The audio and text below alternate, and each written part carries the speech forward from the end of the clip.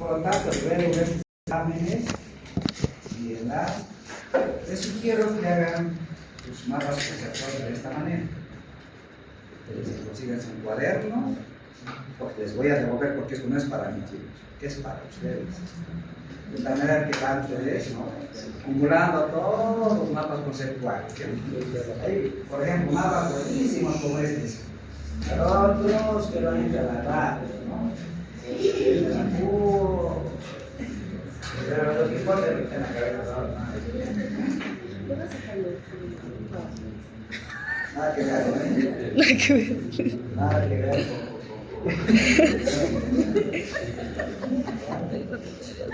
Entonces, a ver, ¿cuál es la meta? ¿Qué meta tenemos? ¿Qué meta tienen ustedes? Por ejemplo, es tratar de transcribir lo práctico y lo último, y que ustedes conozcan algo más de la gastroenterología, de la medicina en general, ¿ya? Pero con responsabilidad. No se olviden que la medicina, ser médico, no es cualquier profesión. Métanse a la cabeza, no es cualquier profesión. No estamos jugando, venimos acá, chacota, no, que hay en otras universidades, en otros lugares, pero acá no. Ustedes van a tratar con vida, chicos, ¿verdad? De la vida de sus hermanos, de su mamá, depende de ustedes. Así es que asúmala con la responsabilidad que amerita el caso, ¿ya? Mientras más conocimientos tengan, mientras más información tengan, información práctica, va a ser más fácil para ustedes, ¿no? Pero asúmala con la responsabilidad. Estas cosas, por ejemplo, me hacen ver que todavía no han tenido responsabilidad. Pocos realmente están como que no, ¿qué? No me gusta comparar, pero acá veo que hay pues, nada que envidiar de las nuevas públicas. Yo trabajo con internos de todas las universidades, de todas las privadas, vengo al hospital, vengo de Europar, vengo de la Unifarma, de todos. Ustedes no están lo mismo, tienen que ser mejor. Hay chicos que no tienen capacidad, pero que me den grandes. Una cosa que siempre le digo, a nosotros nos pagan por leer. Tenemos que leer todos los días, tener un rol de estudio, sean disciplinados, ¿no? Por favor, maduren un poco. Hagan conciencia, porque están estudiando para ustedes, no es para mí. Yo estoy de paso en su formación, les daré unas cositas, pero al final, cuando ustedes ya sean especialistas o subespecialistas, sí, el doctor tenía razón. A tiempo, desde que nunca está, ya nunca está, pero depresión y toma de decisión. Bueno, mientras vamos a empezar las preguntas del examen, ¿ya? Vamos a empezar la primera pregunta, que lean, que sepan aquí. Bueno, dice, la endoscopía digestiva alta permite. ¿Cuál era la respuesta correcta? ¿Está el diagnóstico de esófago de base biopsiada? Sí. ¿Identificar la presencia por posibilidad retilar? Sí.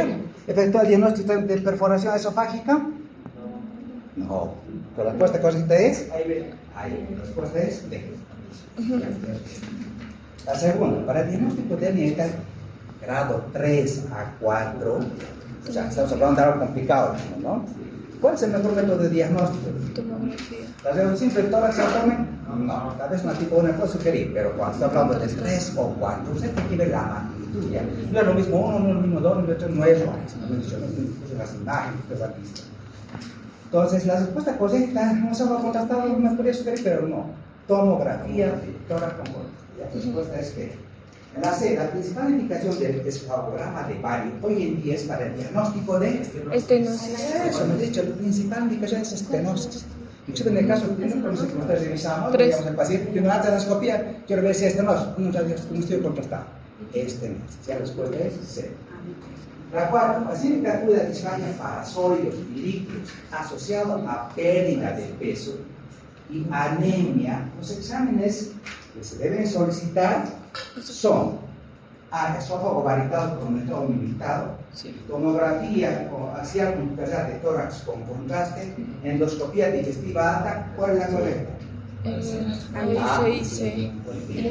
Claro. porque yo quiero ver si hay alteración. Porque hay disfactos. La respuesta es E.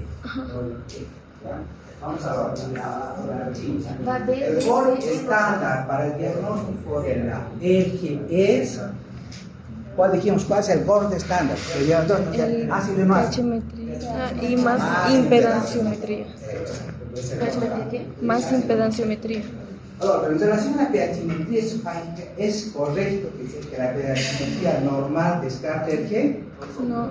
Todos son falsos. La respuesta es E. ¿Ya? Así dices E. En la 7 dice, el gol estándar para diagnóstico de ese flujo ácido patológico es El convencional. la pH. Estamos ahora ácido patológico. Mayor a Entonces, el 6. mejor método es la pHmetría. Es ver ácido. Sí. ¿No? La respuesta correcta es la B. Ya la B de la 7. De la 8. Previo procedimiento quirúrgico de la EG. La prueba funcional esofágica indicada es. ¿Qué más? pHmetría convencional. Manometría más impedancia, sí, porque tengo que meter trastorno motor. pHmetría convencional. Manometría de alta resolución o la pHmetría comercial de 24 horas. Los dos. Los Ah, dos. dice la E. ¿Ya? Los dos, yo he puesto. Tengo que ver las dos cosas. Los dos. Vamos a la 9. Son indicaciones de la pHmetría más impedanciometría. 1. La endoscopía normal en pacientes con síntomas de ¿qué? Sí, una pHmetría convencional normal en pacientes con síntomas de alergia. Una enfermedad por celular esofágico erosivo por síntomas de alergia. No, la respuesta es A y B. Entonces, D. Lo último, son indicaciones de la manometría esofágica de alta resolución. ¿El concepto cuál es? La A. Trastorno motor. Sí, la que estaba dudando. La idea de estos exámenes, chicos, es el, ¿no? ¿Cuál es el objetivo de esto?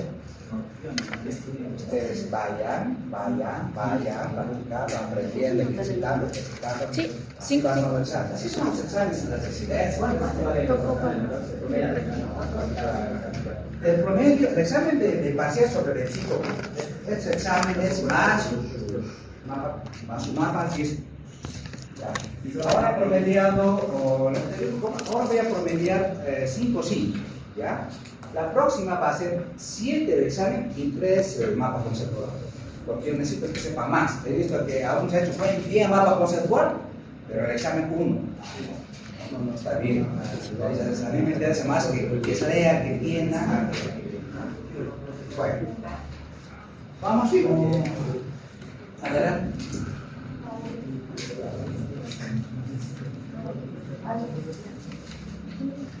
¿Comenzamos?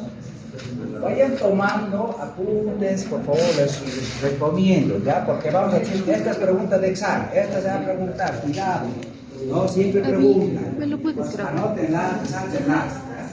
Confíen en su apunte, aunque tenga mala letra. ¿Ya?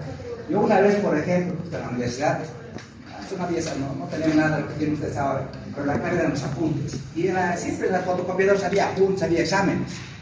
Yo iba a todas las clases, nunca me perdí una clase. Y la era hacer, ¿no?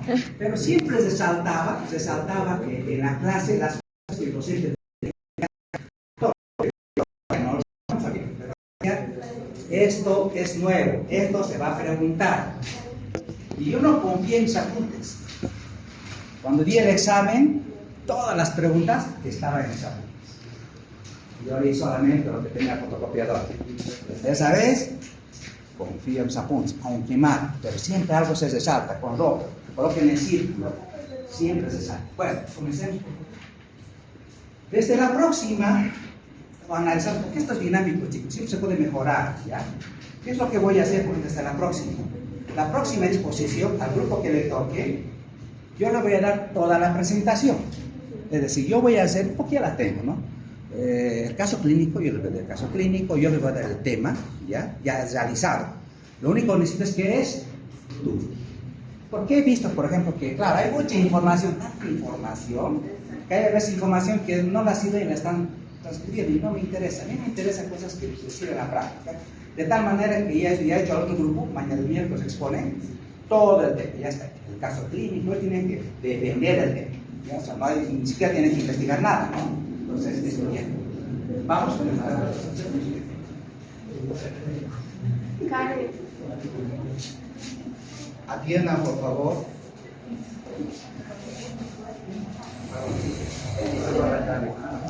Sí. Todo esto lo vamos a subir a la plataforma.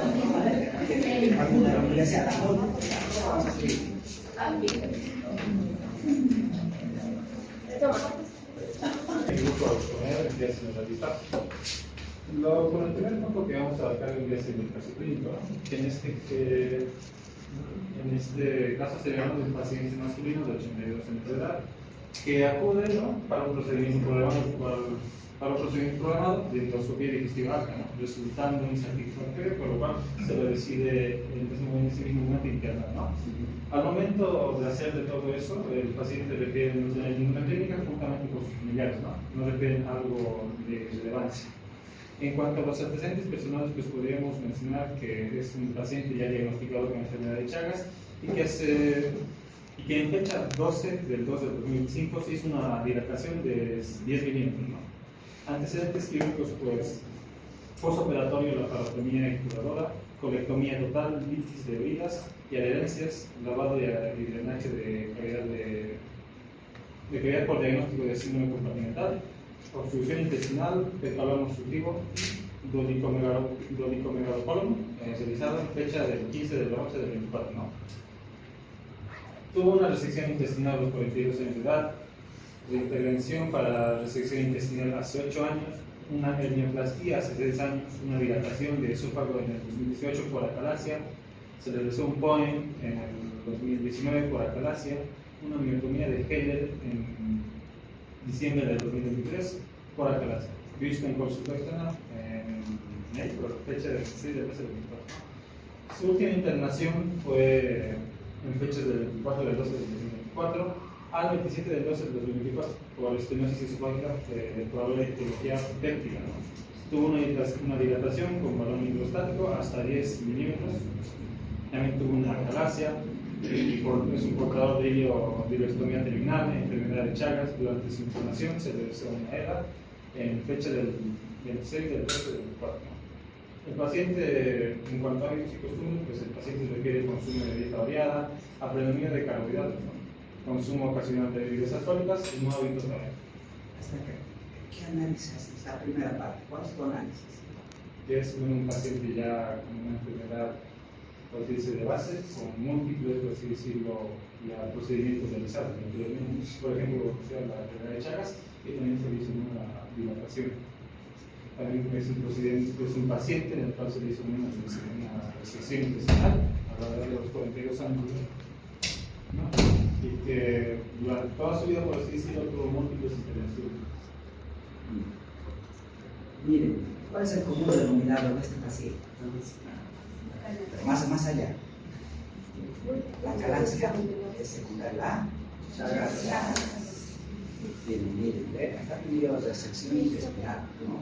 Ha hecho un colonoscopio, ha hecho un centro compartimental, tiene su colostomía, actualmente está con su colostomía. Pues miren que en Chagas, el 60% de los pacientes con Chagas no hacen complicaciones, solo hacen el 40%. Explica que si tú tienes un paciente con Chagas, no significa que necesariamente va a tener una complicación. Muchas veces, ya, el paciente viene y dice: doctor, tengo Chagas. Pero no tener Chagas con las 2 pruebas positivas no la desarrolla la enfermedad. Ni complicaciones digestivas ni complicaciones cardiovasculares, no las realiza. O las hace digestivas, pero a muy temprana edad.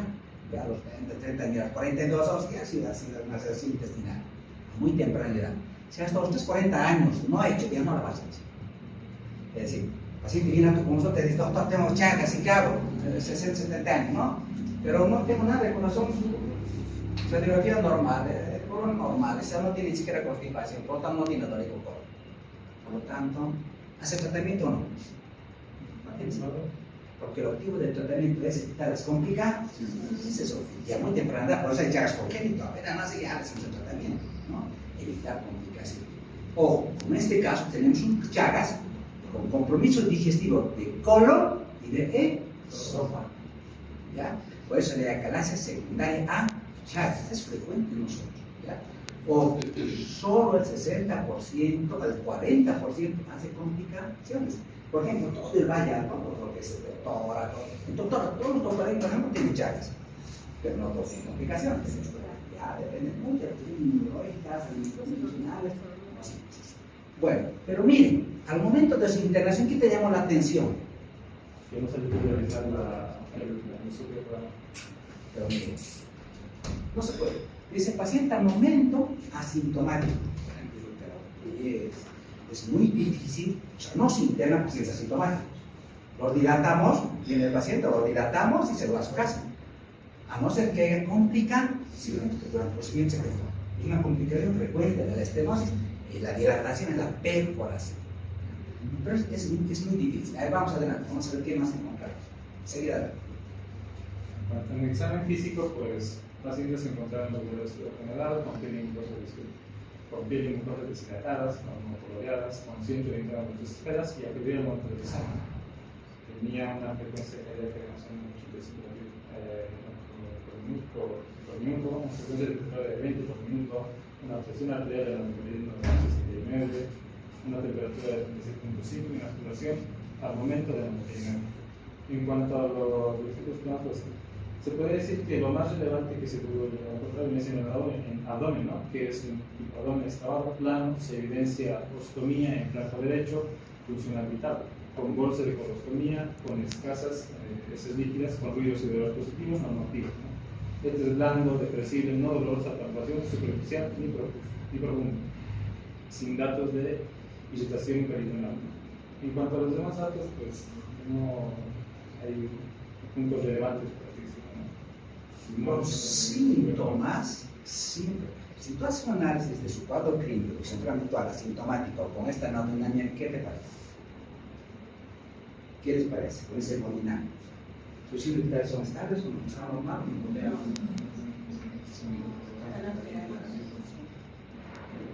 La temperatura. Con tendencia de hipotensión, pero no taquicardia. Puede ir hipotensión taquicárdico, probablemente no está deshidratado, de falta de líquidos, pero con tendencia de hipotensión, 90-60, 90-70, ¿ya? Inclusive cuando hay síntomas le tomamos los dos dosis, ¿ya? Pero ojo, no taquicardia. Por ejemplo, yo podría tener, por ejemplo, una frecuencia expiratoria, una saturación de 80%, una frecuencia expiratoria de 24%, y una frecuencia cardíaca de 100, es agudo. Tiene un problema respiratorio agudo. Ya, lo está descompensado. Está recorriendo, trata de compensar. Problemas respiratorios. O si tu paciente, por ejemplo, ha tenido vómito, deshidratación, empieza a la presión, taquicardia, su cuadro es agudo, le falta volumen o ha perdido volumen, sangre o líquido. La parte hemodinámica es fundamental para definir cuadros agudos, cuadros crónicos. Es muy importante. Acá, miren, se toma 99%, de temperatura, no puede salir por infecciosa, abdominal, pese a que tiene una colostomía, su presión 90-60. Estos pacientes, como son caquéticos, desnutridos, poseen un abdomen excavado, ¿ya? Acá, por ejemplo, ¿qué le faltaría? Dicen, el abdomen se evidencia, vamos a hacer un abdomen excavado. Escaso tejido celular cutáneo. No quisieran saber el peso. Peso, talla, índice de masa corporal. No, si estoy indicando, y mi paciente es lógico que tenga algún grado de desnutrición, porque él tiene obstrucción, por eso tiene la hidratación, el no de gluten normalmente, no se alimenta normalmente, debe estar desnutrido. Pero no cometan esos errores en sus presentaciones de vejez. La idea es eso, ustedes vayan encontrando errores para que ustedes vayan mejorando, que cuando hagan su defensa, probablemente es un caso clínico. ¿Ya? Tiene que haber coherencia, el examen físico, pero doctor no, talla, peso, índice de masa corporal. ¿Va? Entonces aquí cuando presentan lo positivo, me llama la atención, doctor, dice lo positivo es la parte abdominal. Ya llama la atención a la paciente de colostomía, o sea, el paciente está pendiente de eso. En cuanto a los exámenes complementarios realizados, pues se podría ver, ¿no? En cuanto a las series rojas, una alteración en cuanto a los glóbulos rojos, de 3,82 al 10 elevado a la sexta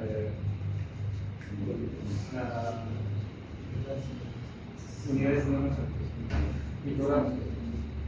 o con una hemoglobina de 99 gramos por decilitro y un hematocrito de 26,52%, ¿no? Eso puede ser una anemia que puede tener, ¿no? Eso ya tienes que ver. Una anemia no tiene.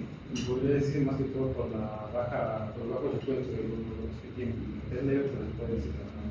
Claro, pero ¿tiene anemia o no tiene anemia? Bien. Por hemoglobina, por hematocrito. Ahora la pregunta ¿es agudo o crónico? Cuando es agudo o crónico, ¿qué tienes que ver? ¿Qué dijimos que tienen que ver? Los índices hemáticos. Si los índices hemáticos, ¿cómo están? Están disminuidos, el volumen muscular, la hemoglobina, ¿cómo está? Los dos están bajos. Entonces, hipocrómica, microcítica, hipocrómica. Eso es la anemia crónica. Claro, por una enfermedad crónica que es la desnutrición, corporal inflamatoria. ¿Ya? Es una anemia crónica. Siempre depende. Porque lo agudo, baja esto. ¿No ven? Si es normo, cuidado, háganle tanto. Puede haber sangrado suficiente, está sangrando. Cuando es normo, es agudo. Cuando es hipo, es crónico. Siempre esto con los índices hemáticos medios.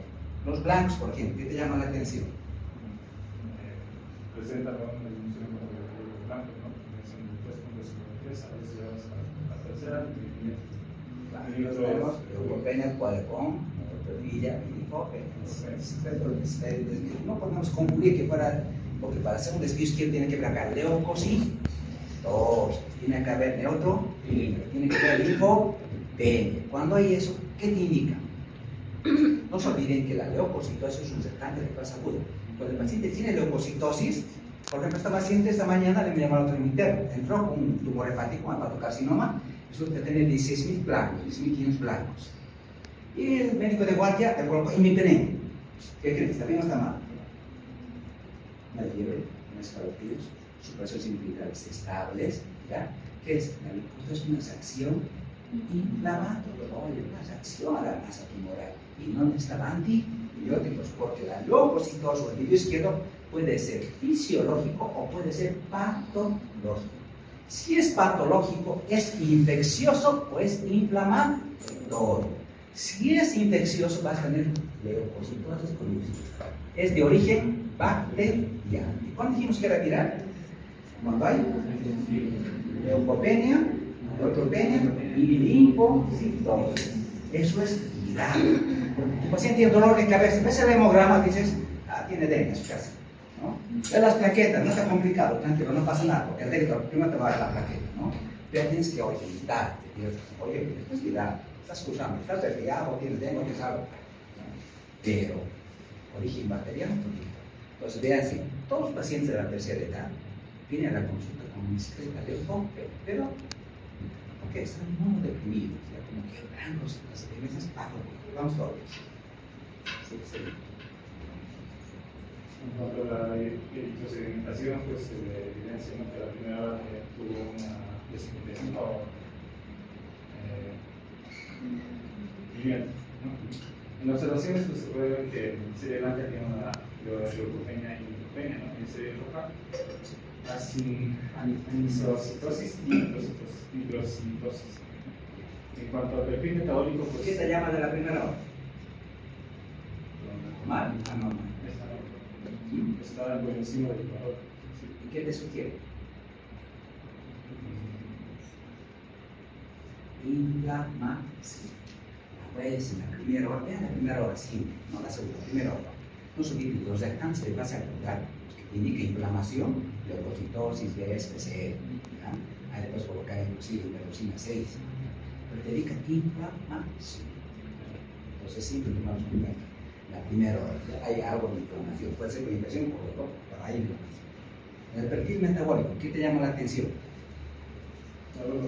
Todo lo que decían las proteínas totales está bajo, como 5 gramos electrílicos, en una albumina baja también, albumina baja y situación con la que está baja. Todo está todo. Entonces, mire, ¿por qué la albumina está baja?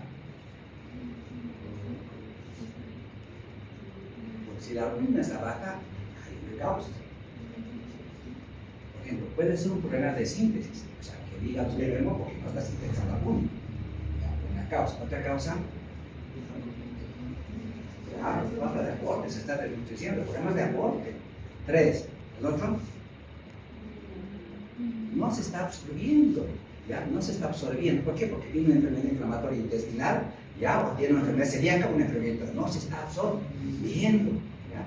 Entonces, en el hospital esta mañana yo empecé el COVID con un evento, miren, qué lindo, ¿no? Le ha operado de una apendicitis y la alguna está a 2.6. Le operado de apendicitis una señora ayer, ¿ya? Pero entró una apendicitis, pero la paciente tenía antecedentes ya apenditomizada, o sea, ya puede ver, pero es como masa en fosa ilíaca derecha, ya pasa en fosa ilíaca derecha, plastronada con necrosis de colon de ciego, y ha hecho una secesión de toda parte del ilio, todo el ascendente, ha hecho una anastomosis ilio transverso.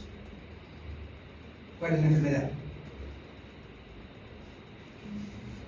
Albúmina 3.6. Paciente ya apenditomizada. Enfermedad de Crohn con compromiso iliaco. Solo el ver la albúmina sería porque es un reactante de fase aguda inflamatorio. Ya cuando baja, en las mujeres que vienen a la mujer joven, con baja de peso, con síntomas de intestino, y otro, ¿cuál sería el otro? Que en un cuadro séptico hay fuga a través del endotelio, sistema peridural, boom. La albúmina es muy importante. Pero en este caso, chicos, desnutrición, realmente falta de agua. La cosa. Vamos a ver. El perfil electrolítico también se puede dar de la sensibilidad al sodio, potasio y cloro, los componentes son, por ejemplo, sodio 135 miligramos sobre litro, potasio 3.4 microgramos y cloro 7 microgramos. Hiponatremia, hipocalemia, falta de agua por ahí. Inclusive de nada, La serología, pues, podemos ver, obviamente la proteína selectiva PCR, con un valor de 4, digamos, la función general no se mide.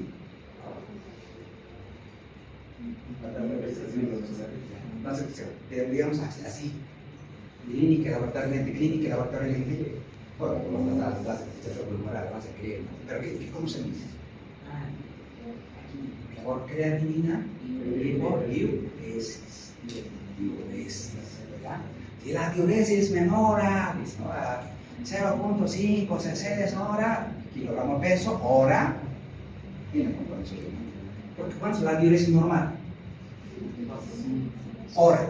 0.5 a 1 cc kilogramo peso hora. Si tienes 70 kilos, tienes que poner 70, máximo, lo mínimo, 35. Por eso dice, si la diuresis es menor a 35 cc hora, hágale cargo. Le falta volumen. 0.5 a 1 cc hora, ya y laboratorialmente, eso se llama más, diuresis normal. Para decir, la creatinina 1.2, hoy está en el límite. Y lo primero que les voy a preguntar es la diuresis. ¿Cuánto, doctor, la diuresis hora? Ahí ya tengo que controlarlo, ¿no? Y me dice, no, doctor, es 70 cc hora. Tranquilo, ¿no? Si mi meta era 35, 70 cc, si estás con 80, digamos, entonces está bien, la diuresis está bien. O sea, no hay compromiso general. Con creatinina, con diuresis, eso tienen que saber, 0.5 a 1 cc hora, eso anótense porque no siempre les va a indicar. Porque de hecho, algunas cosas prácticas vamos a aprovechar los casos clínicos. Claro, vamos a ver, PCR, ya, endoscopía, ¿qué dice? Bueno, en los estudios de la endoscopía se pudo ver un esófago libre, aumentado, sigmoideo con contenido salival y restos de alimentos en moderada cantidad. Ya 40 centímetros se evidencia, ¿no? El diagnóstico, vamos a ver. Bueno, el diagnóstico se dio como tal como estenosis esofágica de probable etiología péptica. Se hizo una dilatación con balón hidrostático hasta 10 minutos y este es compatible con el esófago en cascada, ¿no? Y se le sugiere una nueva sesión de investigación. Entonces, miren, las dos principales causas de estenosis, ¿ya? O disfagia secundaria de estenosis son, la primera, péptica. La primera péptica. Sí, la primera causa de estenosis es péptica. Y la segunda es acá, ¿ya? Hay varias causas, pero tengo que saber qué es lo primero, qué es lo que siempre tengo que pensar, en lo primero, menos frecuente, estenosis péptica. Ya, la mayoría de estenosis se pudo acá. Vamos. en la endoscopía alta, pues se le llega a ver, ¿no? Es una esofagoskopía insatisfecha y por estenosis esofágica parcial. Por eso no pudieron hacer dirección. En la endoscopia alta más dilatación, pues, Las conclusiones, ¿no? bueno, no se ve un estómago con diámetro aumentado hacia el cuerpo medio y se hace la disminución del lumen, con pliegues convergentes y cosas con aspecto endoscópico normal. Se podría corresponder a un estómago mayor Mira el esófago, sigmoide de Acalasia, lo único que tiene los sigmoides es bueno, eso también no es lo anterior, que se puede no ya ver úlceras gástricas activas, miren, múltiples úlceras gástricas activas, a mayor edad hay más riesgo de que el paciente tenga úlceras y que esta sangre, ya que es la sangre, o estas pueden sangrar, ¿no? Por decir, si hay anemia, normo, tal, tienen que sentar, ¿ya? ¿Sí? Lo de acá atrás, pues se ven un tórax en nuestros signos sugerentes de hidronemotórax, basal bilateral, predominio derecho, según la descripción, y se escribe con dos de Verón. Signos sugerentes de índice proceso inflamatorio basal izquierdo. Ya miren, neumotórax, ¿qué les parece? Aire hidronemotórax, ¿no? Y otra cosa es neumo. ¿Qué pasaría si, cómo se llamaría si fuera el aire en abdomen? Neumopérito, hidronemotórax, cuidado, ¿qué ha pasado? Puede haber una complicación. ¿De dónde el hidro? ¿De dónde el neumo? Probablemente puede ir, vamos a ver. La tomografía que se realizó en el abdomen inferior simple, en lo que se destaca no son hallazgos compatibles con la acalasia, hay signos de perforación en tubo digestivo y se tuvieron control postquirúrgico de ileostomía sin complicaciones severas. Bien, se van dilatando, había mucho contenido en abdomen, claro, no pudieron por satisfactorio, pero algo les llama la atención, un dolor, una fuga, y lo ingresaron. ¿Ya? Por eso le he hecho la tomografía. No tendrías lo que es la tomografía, no sé si el paciente estaba asintomático, porque le podía haber hecho la tomografía, porque vieron indicios de perforación. Y notaremos las tomografías y puesto tranquilo, ¿no? No de perforación, tranquilos, y esa acalasia y ¿no? Y habiendo perforación, solo hay observar, sí, no es muy pequeño, sí, hay que hacer mucho, no hay que intervenir nada, pero hay que saber, ¿no? Y puede haber otra explicación, pero observa. En cuanto al tratamiento, ¿no? Que se como parte de ello, pues no estaba como tal, no escrito en el servicio, pero se puede ver que el paciente permanece en el peor nada podría ahogar. Se le como la administración soluciones de lactato, mixes endovenoso por 6 y 8 horas. Medicamentos primeros son omeprazol, planta endovenoso cada 2 horas. Laboratorios que deben ser en el programa, apoyatina, y en control. Electrolitos de glicemia, los recargadores que están en alta vida. Es comentario de ustedes, ¿no? ¿Está bien?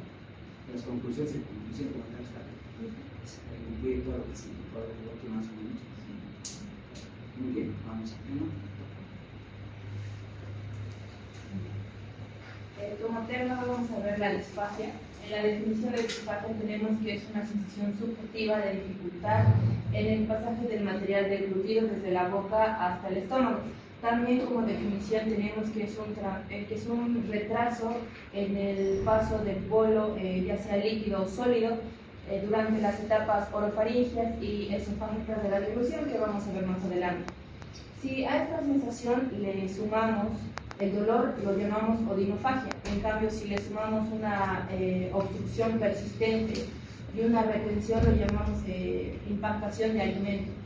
La prevalencia en la disfagia es de 3 a 9% en población general y más o menos el 20% es de personas mayores de 50 años.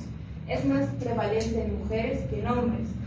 Y en jóvenes mayormente la disfagia está asociada a patologías sistémicas subyacentes como enfermedades autoinmunes o enfermedades del flujo gastroesofágico.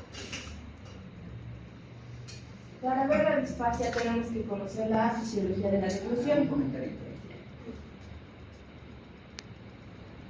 En las mujeres es mucho más frecuente.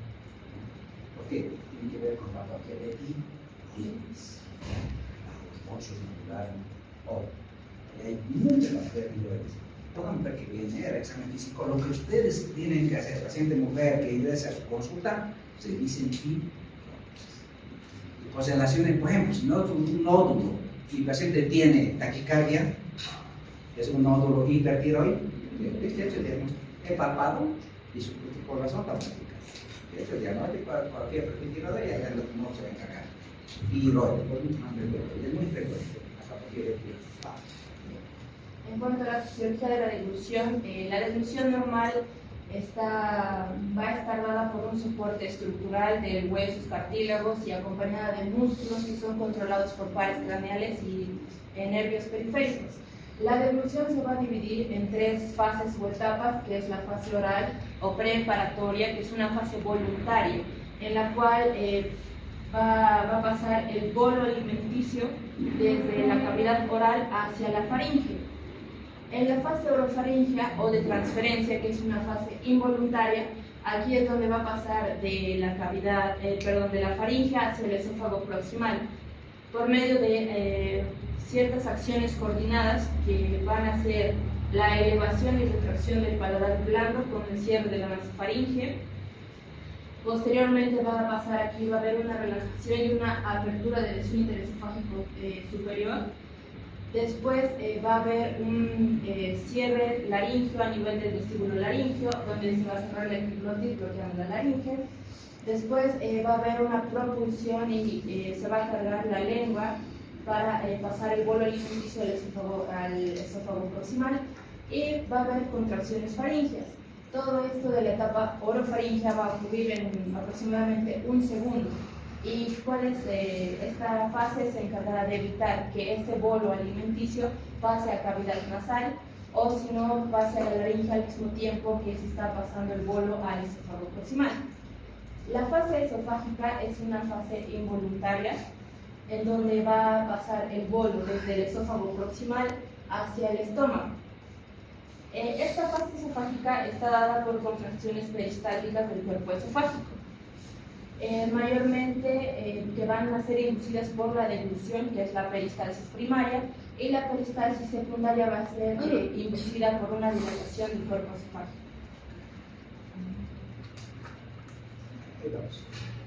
Si os preguntara, por ejemplo, de las 3 fases de la deglución, ¿cuál es la más importante?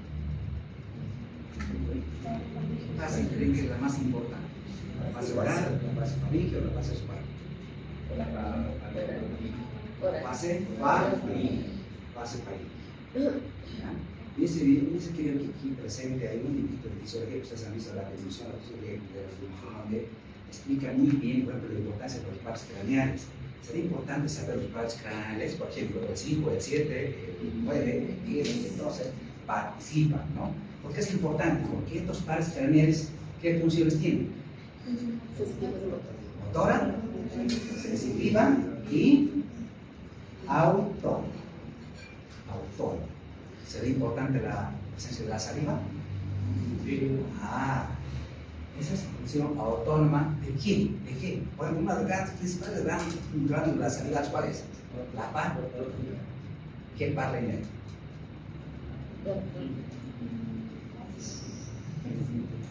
¿Qué par craneal tiene la par?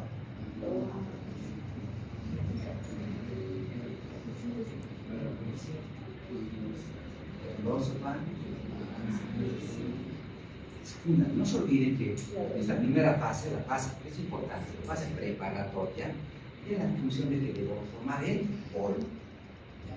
En cambio, la fase faríngea, pues se llama de transferencia, de transferir el bolo desde la cavidad oral hacia el esófago, ¿no? Hasta el esfínter. Y parte de la cavidad hasta la faringe es la fase oral. De la faringe hasta el esfínter superior es la fase faríngea. ¿Ya? Y esta tercera fase, la fase que se llama también de progresión, ¿ya? Preparatoria, de transferencia y de progresión. Esta es la más importante, la fase faríngea. ¿ya? Porque no se olviden, tiene que usar las faringes, tiene que usar el laringofaringe para que vuelva. Pero en la final de la fase faríngea, ¿por qué se caracteriza?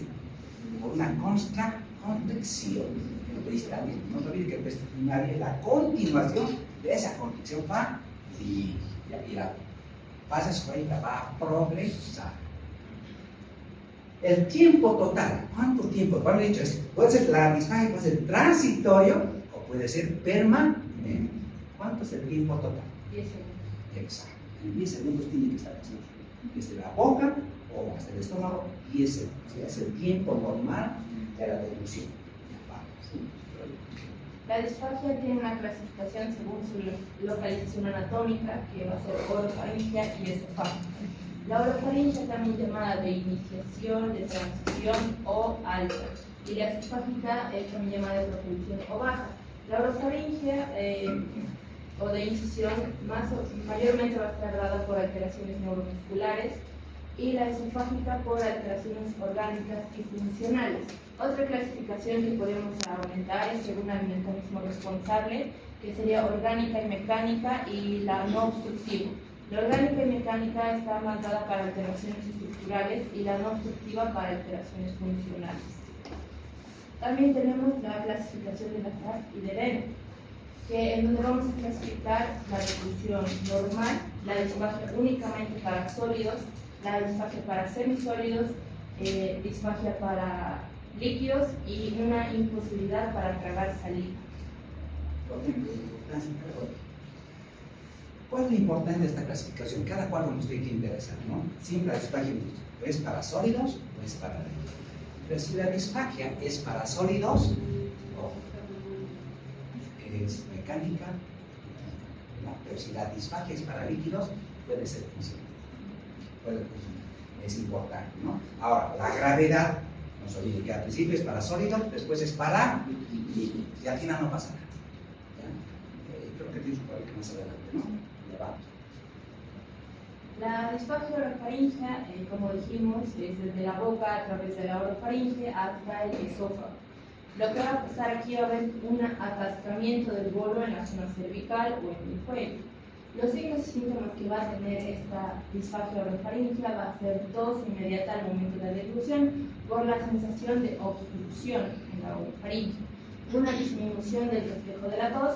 Como bien dijimos, va a haber unas alteraciones neuromusculares que van a afectar a la vía aérea y por lo tanto también a los pares craneales que están en estas zonas neuromusculares, como el trofíco, el trigémino, el glosofaringeo, el hipogloso, el vago.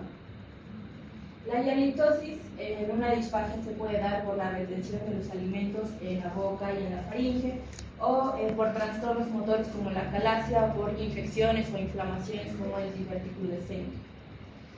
La regurgitación se va a dar por la sensación de la obstrucción y podemos tener una voz nasal por la disfonía y la disartría. Si tú analizas ahora tu fisiología, ¿cómo lo interpretarías ahí? Estamos hablando de una disfagia, ¿no?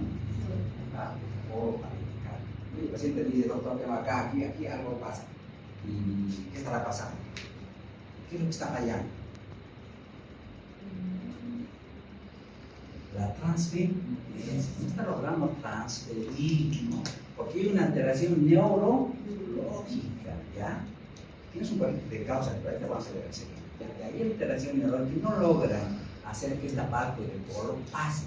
Entonces, como no puede pasar, no puede transferir el bolo desde la faringe hacia el esófago, hacia el esófago, entonces empieza a tener a regurgitar. El paciente puede empezar a tener síntomas respiratorios, tos, pilancia, neumonía de respiración, disfonía, o porque está afectada la transferencia del bolo por una patología de origen central. Vamos a ver. Sí.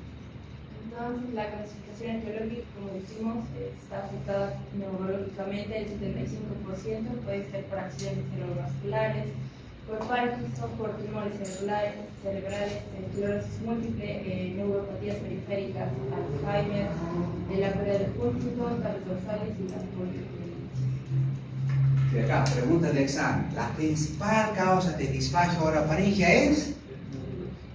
¿La principal causa de disfagia orofaringea es?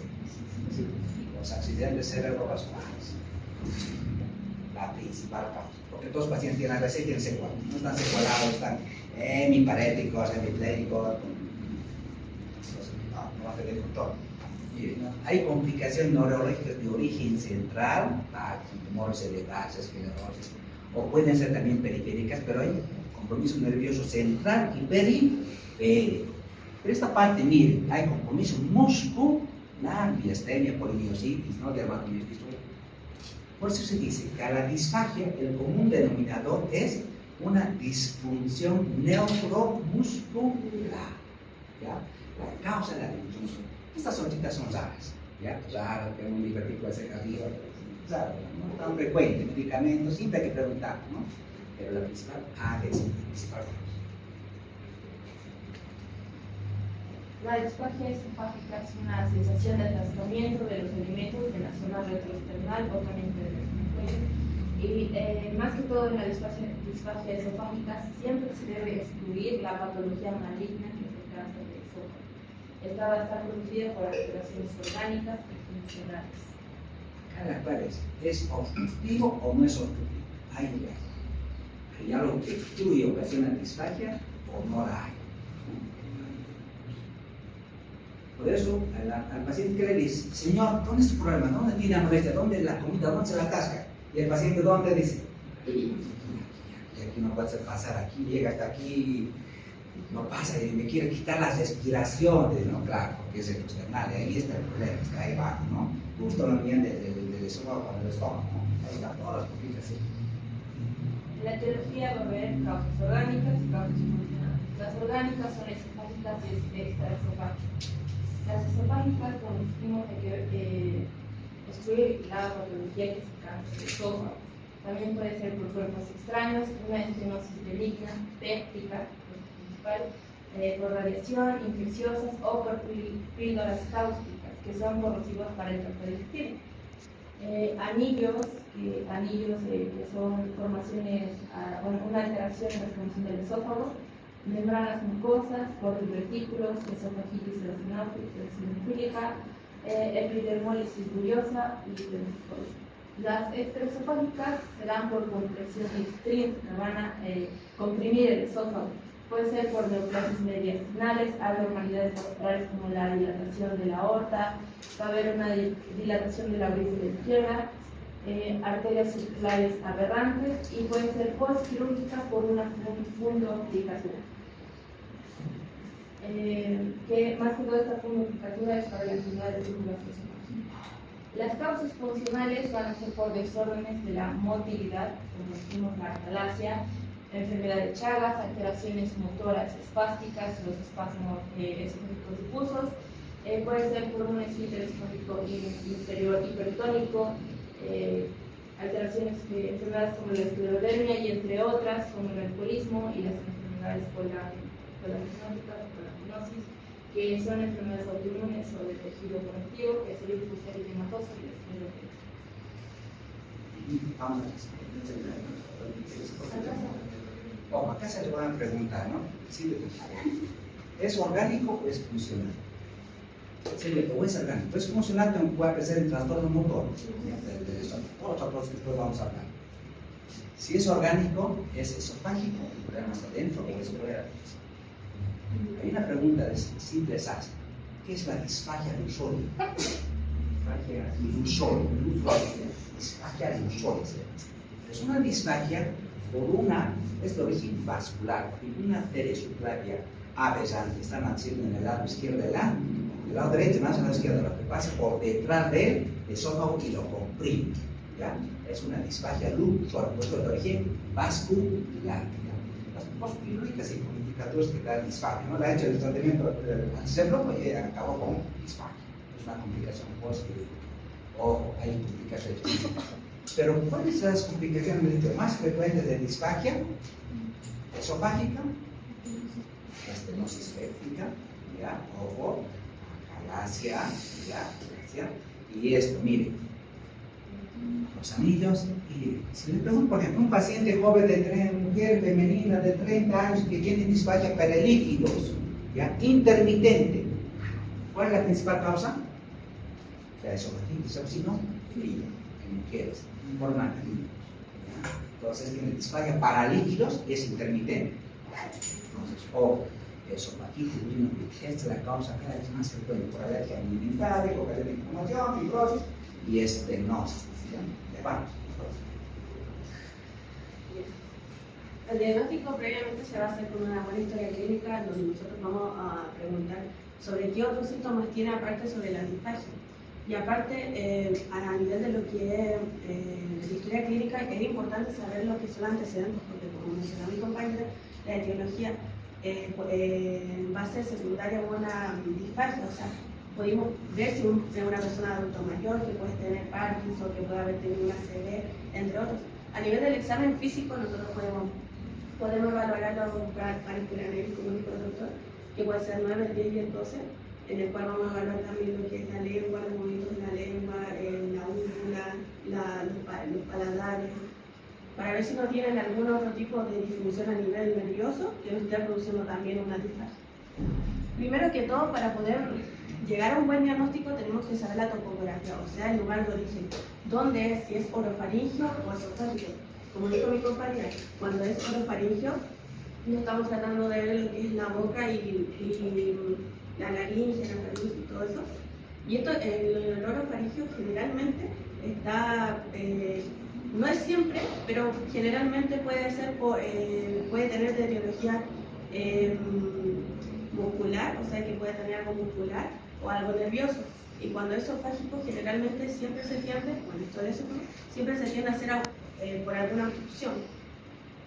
Luego tenemos que ver el curso, si intermitente o progresiva. Cuando es intermitente, o sea, se da por ocasiones, si se da en una situación o cuando está comiendo algo, cuando está haciendo algo.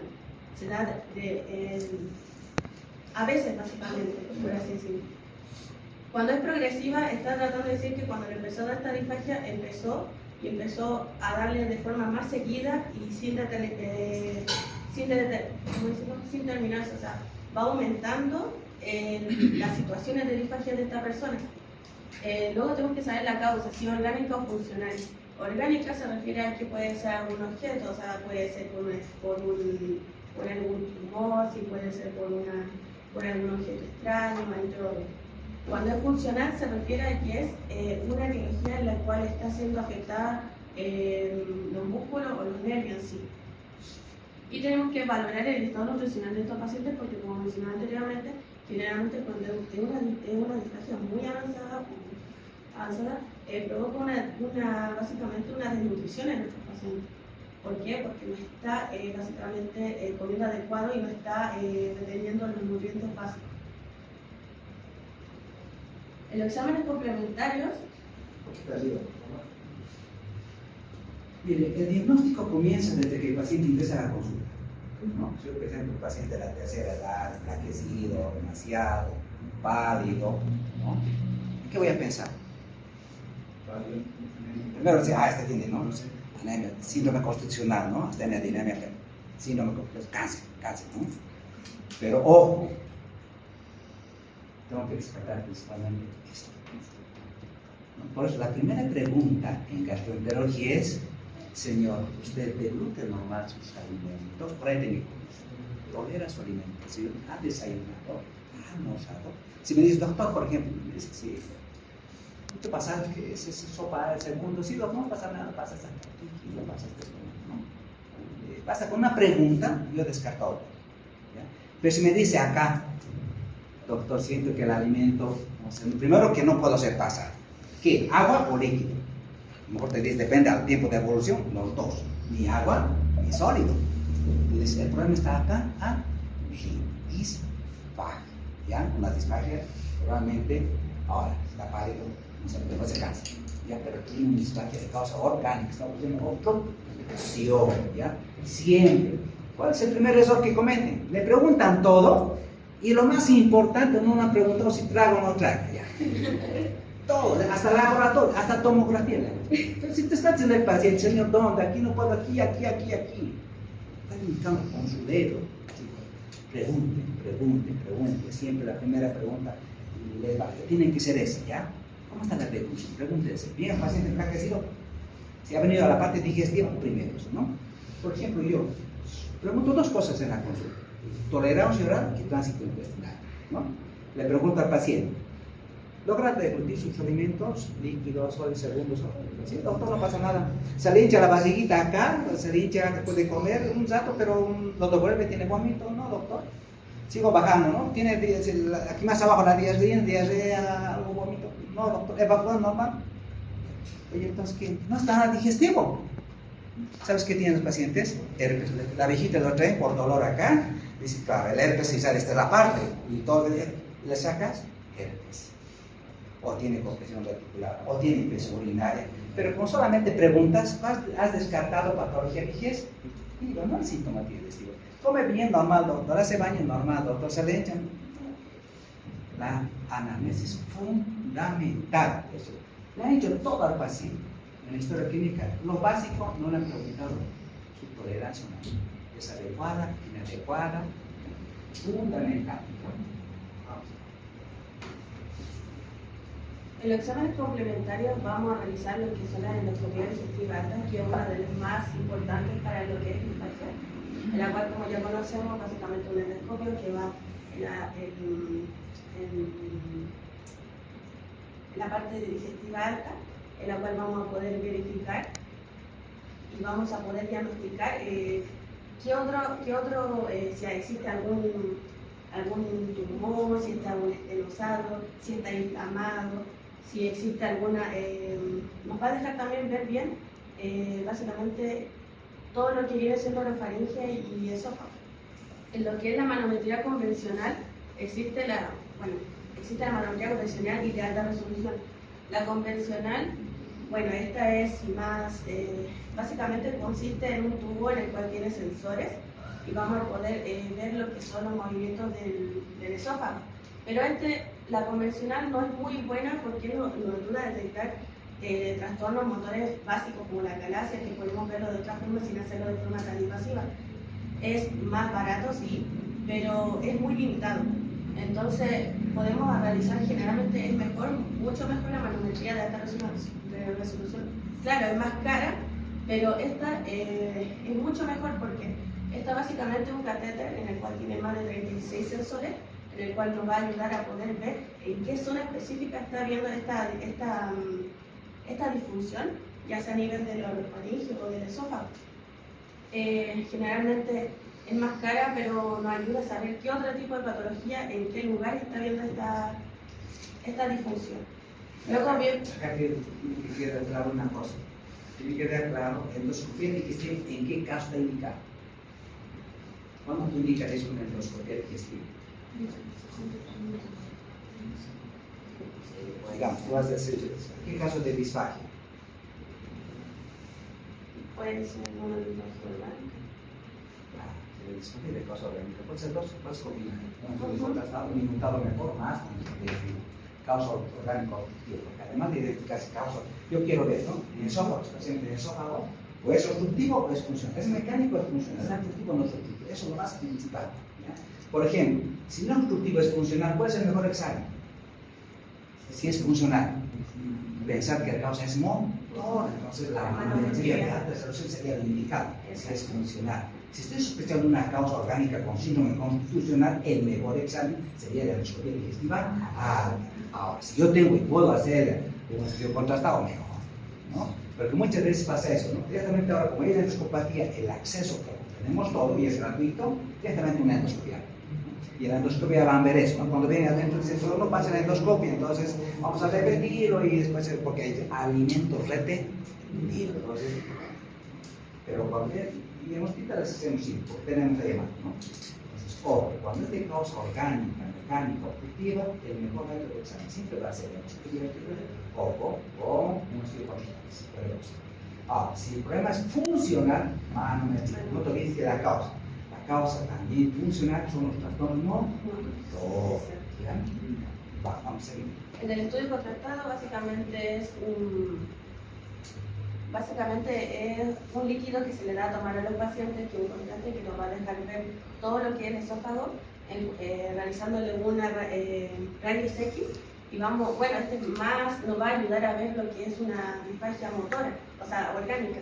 ¿Por qué? Porque esto nos va a dejar ver si hay malformaciones, si hay una estenosis, si hay un tumor, etc.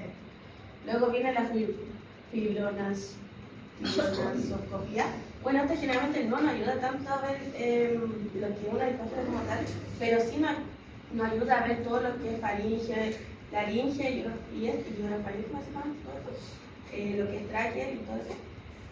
Nos ayuda a saber si este paciente que ya está teniendo una disfagia está teniendo broncoaspiración.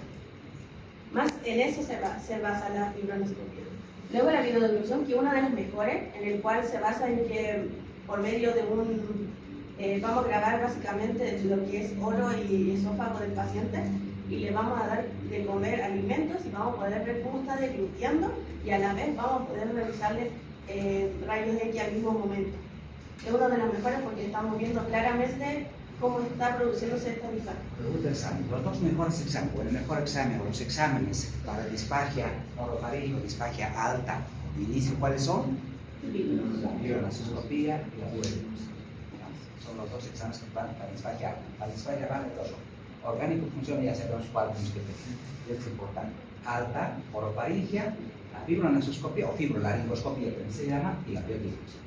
Pero esa obviamente nosotros no la vamos a hacer mucho porque es para los otros indios. Si ustedes esa parte orofaringe alta hasta la faringe se carga todo eso, ¿no? La parte de su maíz ya nos corresponde a nosotros. El diagnóstico diferencial, para poder saber si este paciente está teniendo una verdadera disfagia, tenemos que saber los conceptos de esto, porque finalmente siempre nos tenemos a confundir nosotros o los pacientes en sí.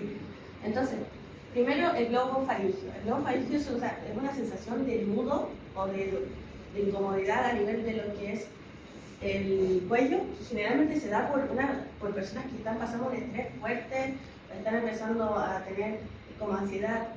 Generalmente son personas que tienen problemas de poder, ¿cómo explicarlo? Problemas neurológicos así. Psicológicos, exacto. Entonces, el globo faríngeo, estos no están relacionados con la deglución. El degluto, tú das un vaso de agua y el degluto no. No estás relacionado. Eso. Ya por eso que sabe la deglución.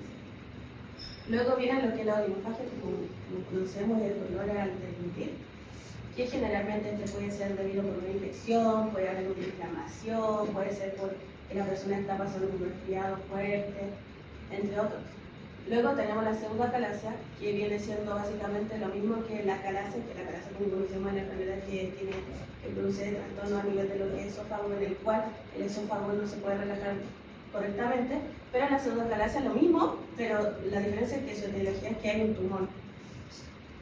Luego viene la xerostomía, que básicamente es la lengua seca, que obviamente podemos ver. ¿Qué enfermedad ocasiona el xerostomía y xerostomía?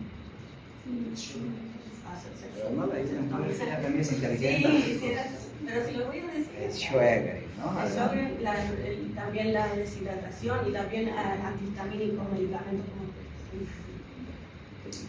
la agorofagia. Básicamente es como una sensación difícil de poder deglutir cuando una persona está al frente de una sociedad de gente. Esto está más relacionado con lo psicológico también y el estrés. Y la hipersensibilidad esofágica, en el cual existe un aumento de la sensibilidad de un malestar o una incomodidad a nivel de lo que es esófago y orofaringe. Esto está asociado más a lo que es también psicológico, sensitivo a nivel de lo que es esófago. Vamos a ver un poquito más esto cuando hablemos de ojo, si yo, por ejemplo, le hago una endoscopía, es normal. Le hago una manometría, es normal. ¿Cuál sería el diagnóstico? Disfagia funcional. ¿Ya? Funcional. ¿Ya? Todo. No hay alteraciones, nada, no hay giro. Y muchas de esas disfagias están asociadas a hipersensibilidad. Ya la paciente siente ese flujo y se los síntomas. Vamos a ver eso con la idea. El tratamiento. Para empezar, el tratamiento exclusivamente y netamente tratando la causa subyacente que nos está produciendo esta disfagia. Si el paciente está teniendo o tuvo una CD, un Parkinson, como dijo mi compañera, o si tienen enfermedades autoinmunes, tenemos que tratar la enfermedad como tal y ver que después quizás unos meses o a largo tiempo vamos a ver que la disfagia puede desaparecer. Pero si son situaciones en las cuales no se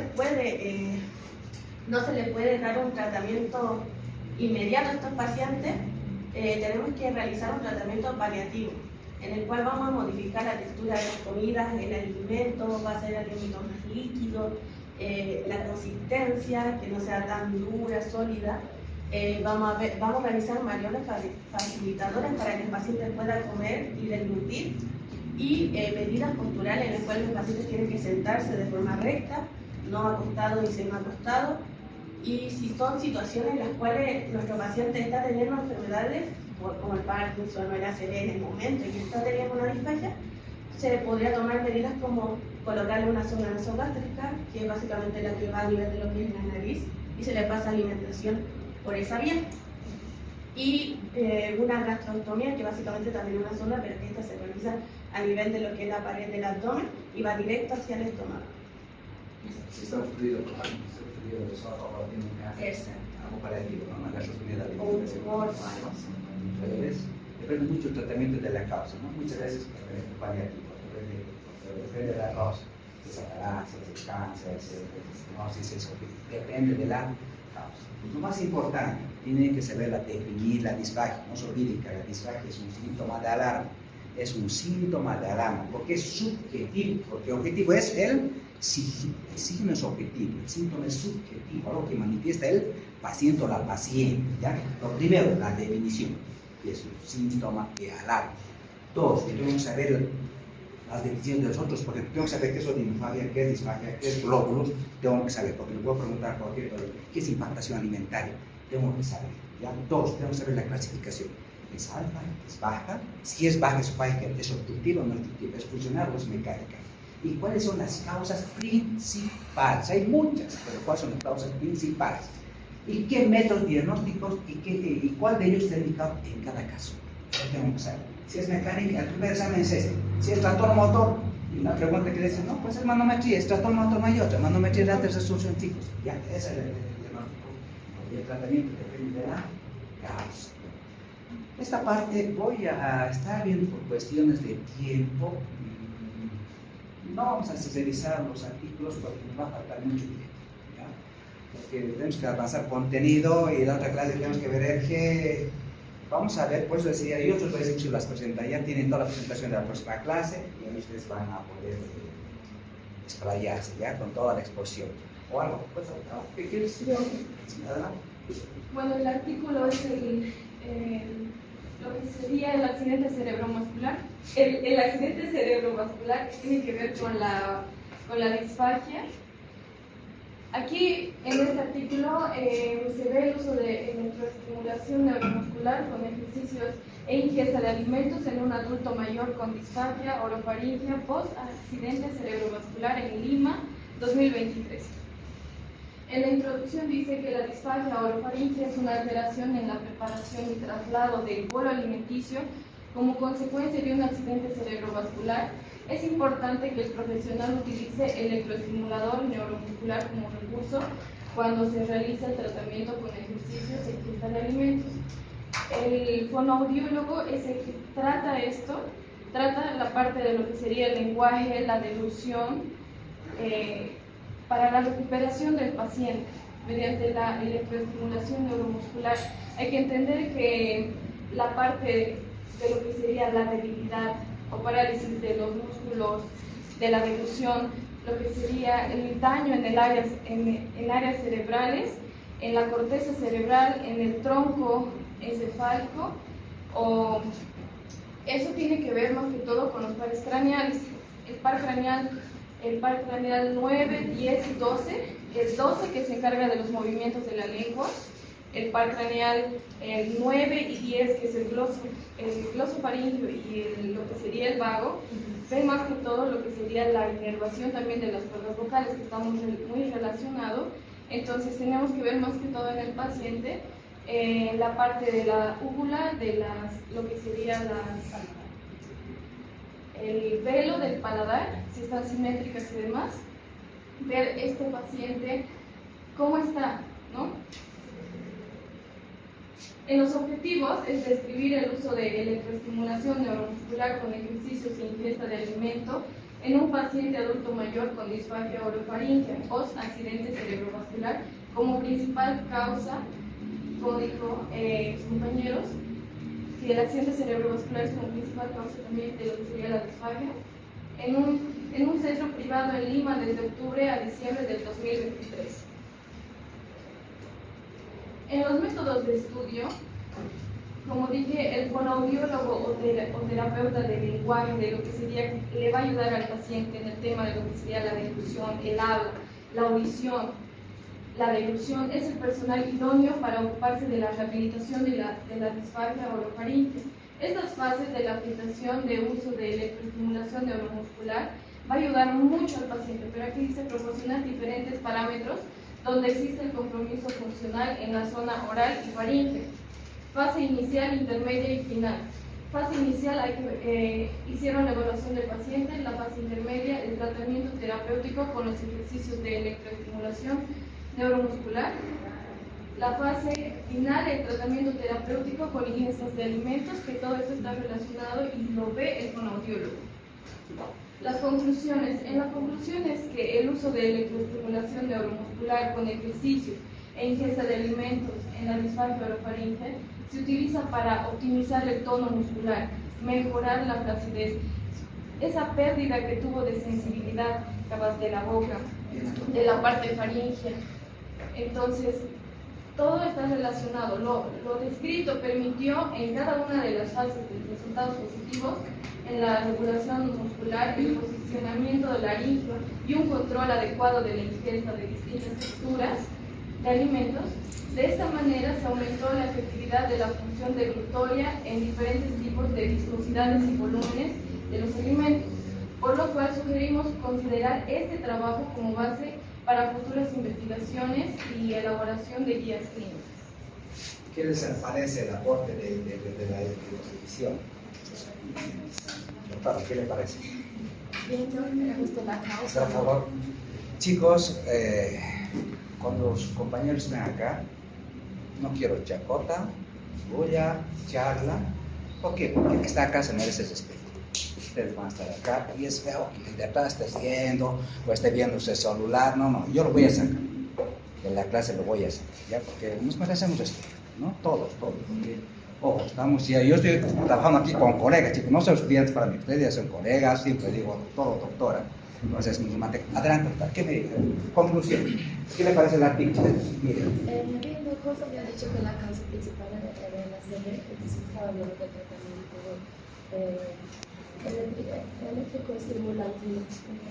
Mire, la opción, eso es importante la selección. Mire, la idea, ¿qué les dicen ustedes? Es que yo lo que quiero es que se aprendan a investigar, a buscar cosas nuevas, no se conformen con lo que les damos. Incluso hasta a mí me sirve, por ejemplo, yo, mi idea, pero miren, ustedes quisieran tener un paciente que hace cuidado del doctor, tiene secuelas, está así en mi PAD, con mi PSP, todo este lado. Y si hay una opción de tratamiento, voy a buscar. Y yo sé que la electroestimulación es una opción para que mi paciente, no se olviden que ese paciente puede quedar totalmente secualado, pero si yo puedo rehabilitarle, no será al 100%, si puedo, voy a buscar. Pues la electroestimulación, miren, porque es una disfunción neuromuscular, entonces a la estimulación me va a ayudar y el paciente puede recuperarse a íntegro. Y en muchos casos no es tiempo. Un bien aplauso para el grupo, chicos, muy bien, lo han hecho muy bien. Me prestan su resumen ya. Este chico puede retirar. Si el otro grupo que le toca se quiero. Examen del tema avanzado.